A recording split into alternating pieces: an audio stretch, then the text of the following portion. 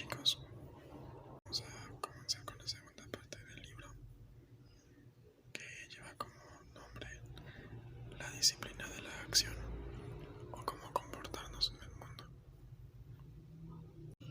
Este capítulo con el que se empieza esta sección o esta segunda parte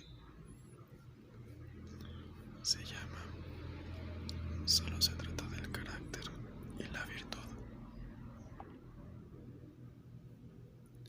Ten cuidado de una cosa, hombre. Vigila cuál es el precio al que vendes tu voluntad. Si no haces nada más, no vendas barata la voluntad. Epicteto. La otra noche, Epicteto contó una de sus anécdotas favoritas que utiliza habitualmente para explicar un razonamiento filosófico más amplio. La historia se centra en Elfidio Prisco, un estadista romano y filósofo estoico, según este relato, que tuvo la fortaleza inusual y la suerte, hasta que se le acabó, de vivir bajo numerosos emperadores, desde Nerón a Galba, Otón, Vitelio y finalmente Vespasiano. Según nuestro amigo y guía, cuando Vespasiano le ordenó que no fuera al Senado, le contestó: «Me puedes prohibir que sea senador, pero mientras sea senador debo ir». «Entonces ven», replicó, «y quédate en silencio». «No me preguntes y estaré en silencio». «Pero estoy obligado a preguntarte, y yo estoy obligado a decir lo que me parezca correcto. Pero si lo dices, tendré que matarte. Cuando te he dicho que yo soy inmortal, tú harás tu parte y yo la mía. La tuya es matarme, la mía morir sin quejarme, la tuya desterrarme, la mía ir al exilio sin gemir». Me preguntas, ¿qué bien le hizo a Prisco ser así? ¿Qué bien le hace la púrpura al vestido? Solo esto, que la púrpura da distinción y se destaca como buen ejemplo para los demás. Como era de esperar, Vespasiano cumplió su amenaza. Prisco fue desterrado de Roma por segunda vez en su vida y poco después fue asesinado por orden del emperador. La pregunta planteada retóricamente por Epicteto, ¿qué bien le hizo a Prisco ser así?, es tan obvia como difícil de responder. En el caso del senador romano, el resultado de esta conversación no fue nada bueno. Era un ardiente republicano que se negaba a reconocer a Vespasiano como emperador, pero por aquel entonces la causa republicana ya había perdido para siempre y la muerte de Prisco provocó el sufrimiento de otras personas. Su esposa Fania encargó a Herenio Senecio, que formó parte de la oposición estoica a un emperador Flavio posterior, Domiciano,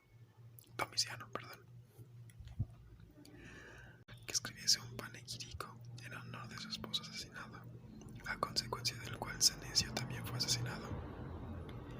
Aún así, Epicteto tiene razón cuando señala que estos episodios de valor y honor humanos dan distinción y destacan como ejemplo para los demás. Por eso aún nos asombramos de individuos como Elfidio Prisco, casi 2 milenios después de su sacrificio. Existen un montón de historias posteriores e incluso contemporáneas que podrían explicar un Epicteto moderno a los estudiantes de filosofía. Los nombres de sus protagonistas y los detalles de lo que ocurrió serán distintos, pero son historias que van a proporcionar buenos ejemplos de cómo la naturaleza humana no ha cambiado nada desde la época romana, ni para mejor ni para peor. Uno de estos ejemplos es Malala Yousafzai. Su historia es muy conocida, pero vale la pena recordarla. Malala tenía 11 años cuando empezó a escribir de manera anónima un blog para la BBC que detallaba la dura represión de los talibanes contra la educación de la mujer en el valle de Swat, en Pakistán, donde su familia regentaba una cadena de escuelas. Malala apareció más tarde en un reportaje del New York Times que le proporcionó su fama inicial y la convirtió en objeto de los talibanes. En el 9 de octubre de 2012, un cobarde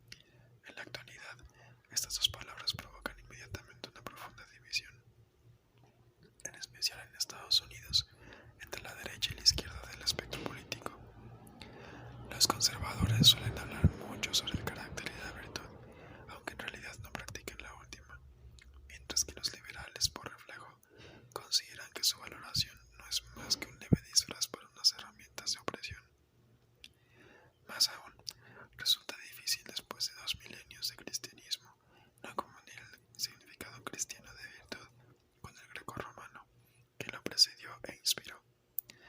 Aún así, resulta importante establecer esta división y nos permitirá volver a las concepciones tanto de carácter como de virtud, que creo que superan las diferencias políticas y con las que pueden vivir tanto conservadores como liberales. Es más, deberían vivir con ellas si realmente les importan los valores que pretenden defender. Empecemos por analizar la primera introducción de las 4 virtudes cardinales estoicas y su relación con las versiones modernas inspiradas por el cristianismo. Después veremos las pruebas empíricas de que estas virtudes, o al menos un conjunto muy parecido de rasgos de carácter deseables, que es lo que son las virtudes, han sido sorprendentemente consistentes a lo largo de diversos periodos y distintas culturas, aunque solo sea por eso. Esto refuerza la idea de que nos estamos ocupando de algo realmente importante para la humanidad como una especie social y cultural.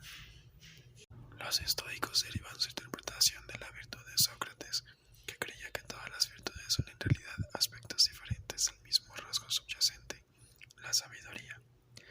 La razón por la que la sabiduría es el bien principal, según Sócrates, es muy sencilla. Es la única capacidad humana que es buena en todas las circunstancias. Resulta fácil imaginar otros rasgos deseables que solo son buenos para ciertas circunstancias y que pueden, o incluso deben, abandonarse si cambian las circunstancias. Está claro que ser rico es mejor que ser pobre, estar sano es mejor que estar enfermo, y tener educación es mejor que ser ignorante. Parejas estándar de diferentes preferidos y despreferidos. Pero también necesitamos saber cómo gestionar cada uno de ellos. En otras palabras, debemos tener sabiduría, la capacidad para navegar bien por las circunstancias diversas, complejas y con frecuencia contradictorias de nuestra vida.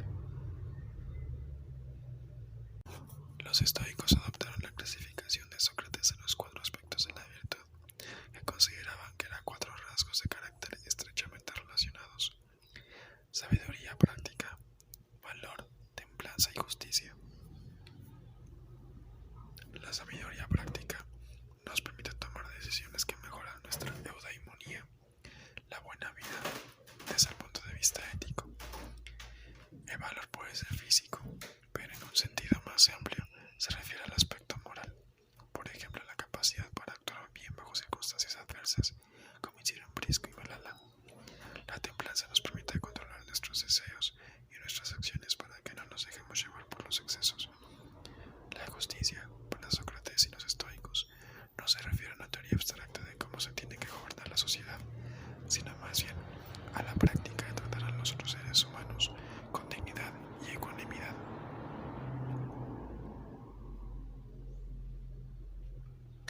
Un rasgo crucial del concepto estoico y socrático de la virtud es que las diferentes virtudes no se pueden practicar de manera independiente.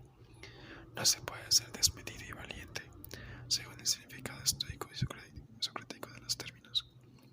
Aunque tiene todo el sentido que digamos, por ejemplo, que un individuo ha demostrado valor en batalla y aún así bebe en exceso de manera habitual o tiene mal carácter. Para los estoicos, dicha persona no sería virtuosa porque la virtud es un paquete de todo o nada. Nunca he dicho que la filosofía estoica no sea exigente. ¿Qué hicieron los cristianos con el paquete socrático de las virtudes? Lo adoptaron en su conjunto y lo ampliaron.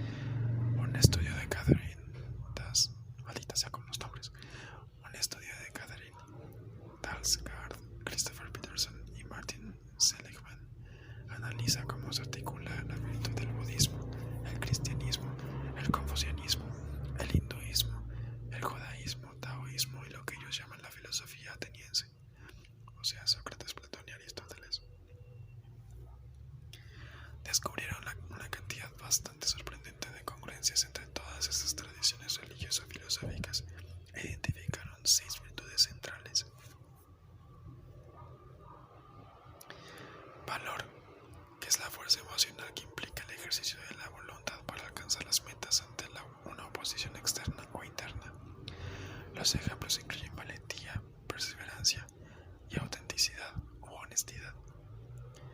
Justicia, que es la fuerza cívica que subyace en una vida comunitaria sana. Los ejemplos incluyen la ecuanimidad, el liderazgo, la ciudadanía o trabajo en equipo.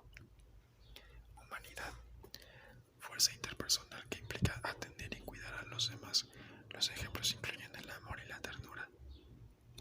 Templanza, es la fuerza que protege contra los excesos. Los ejemplos incluyen el perdón, la humildad, la prudencia y el autocontrol. La sabiduría, que es la fuerza cognitiva que implica la adquisición y el uso del conocimiento. Los ejemplos incluyen la creatividad, la curiosidad, el buen juicio y la perspectiva. Dar consejo a los demás.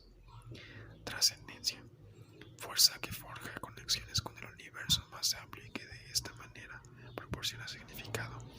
Los ejemplos incluyen gratitud, esperanza y espiritualidad.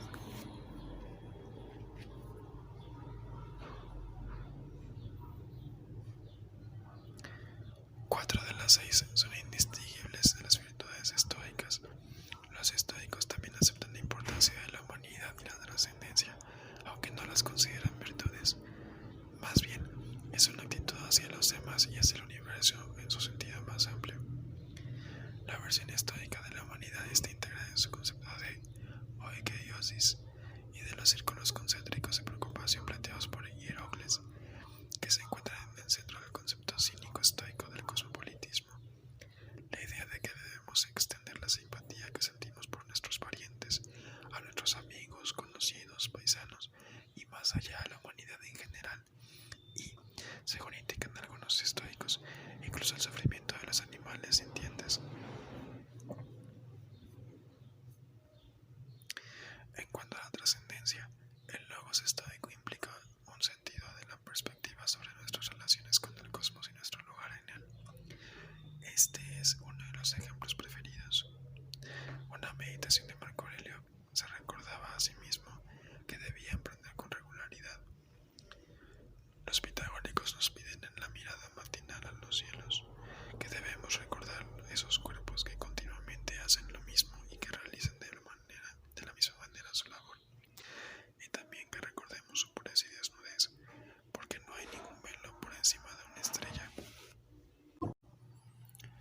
Me gusta la poesía de esa última frase y he realizado la meditación de primera hora de la mañana en diferentes partes del mundo durante mis viajes, descubriendo siempre que se trata de una experiencia reconfortante y un recordatorio saludable del universo tan amplio en el que vivimos y en el que con mucha frecuencia no solemos pensar mientras nos ocupamos de nuestras vidas ajetreadas.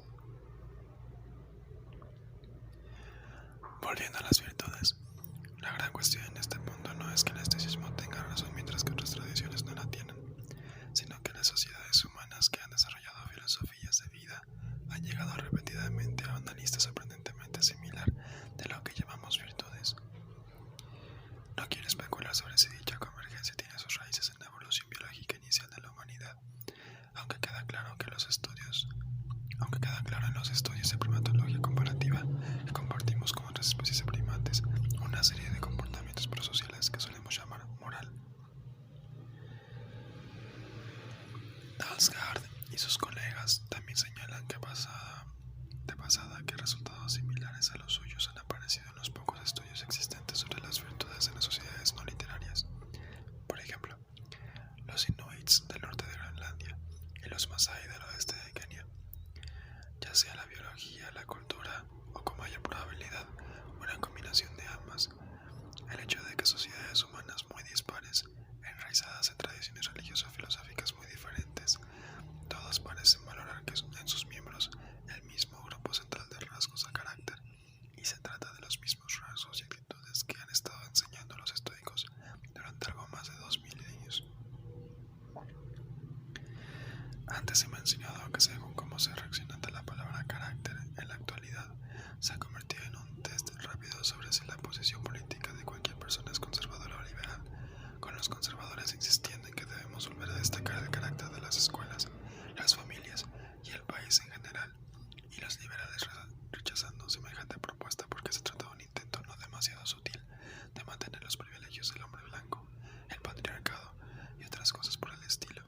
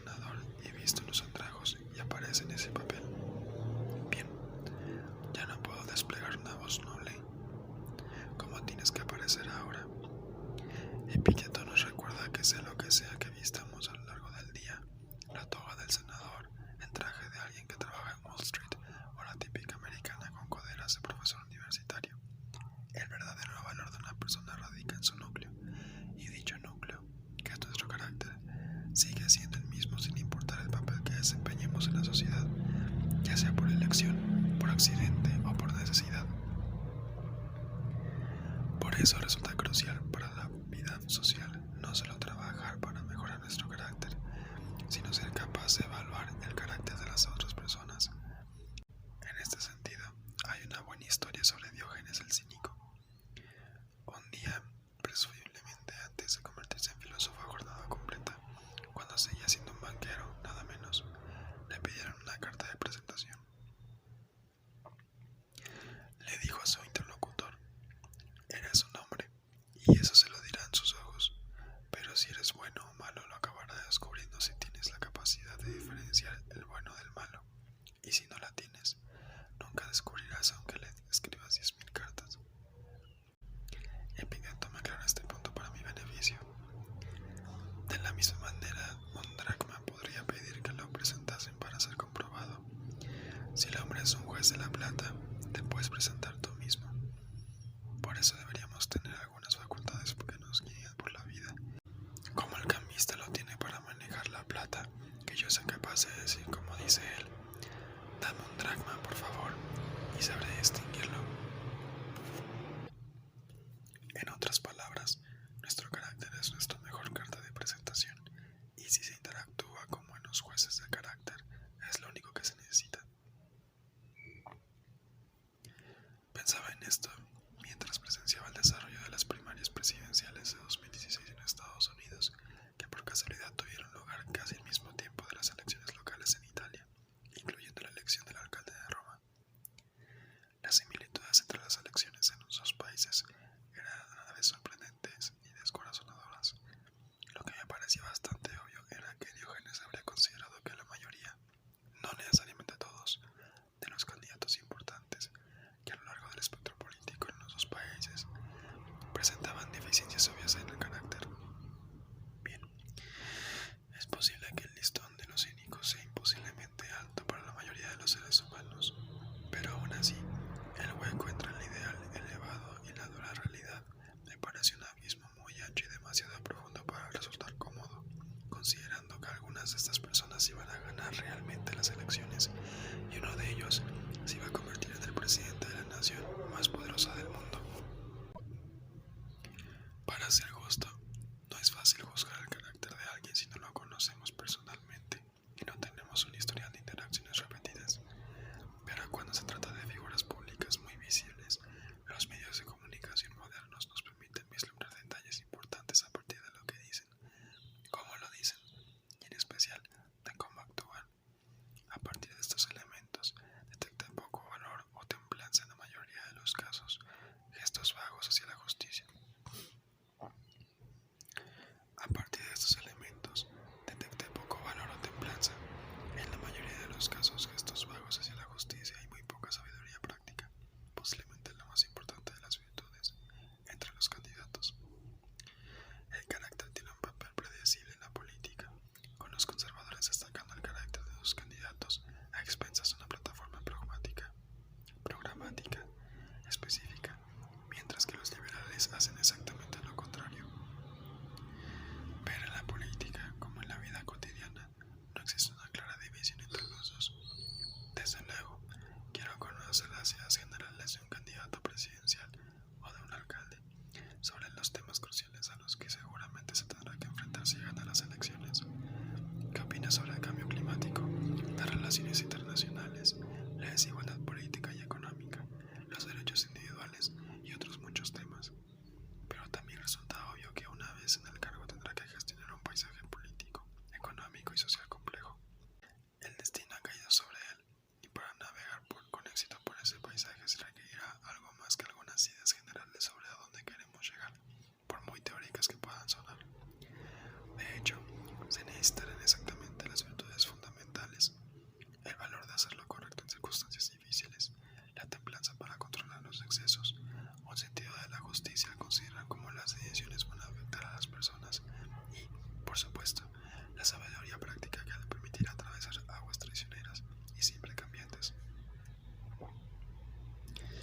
Epicteto utiliza una metáfora marinera muy adecuada para destacar este aspecto. Para que el timonel encalle su barco no necesita los mismos recursos que para salvarlo. Si lo vuelve un poco demasiado hacia el viento, lo pierde.